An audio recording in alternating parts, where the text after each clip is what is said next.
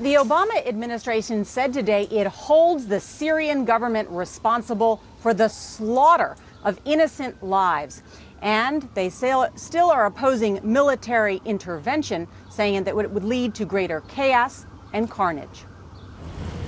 For now, the president's strategy is to further isolate and pressure Syrian President Assad diplomatically.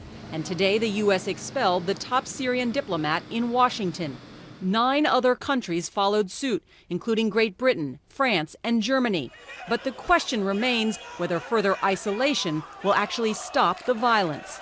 More than 10 countries have now expelled Syrian diplomats. How would this stop another massacre? Obviously, no single action like that, diplomatic action, stops the regime from its brutal behavior. But it is a cumulative effort. The administration acknowledges that the plan put forth by Kofi Annan is failing. And Chairman of the Joint Chiefs of Staff, Martin Dempsey, admitted Monday he is prepared with military options if necessary.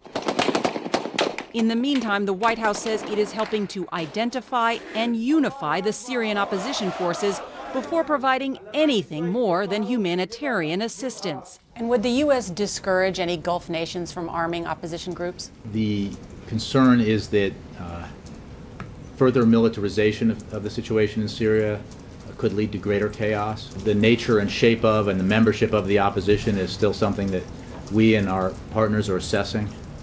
And that is another consideration that has to be acknowledged. Now, why won't the U.S. get involved militarily? Well, top officials we've spoken with point out that Syria is a very complicated conflict. The opposition to President Assad is not unified. In fact, it's dispersed all throughout the country, and the U.S. is reluctant to spend hundreds of millions of dollars arming rebels that, quite frankly, we know very little about. Well, Norah, with that reluctance, what is next for U.S. policy?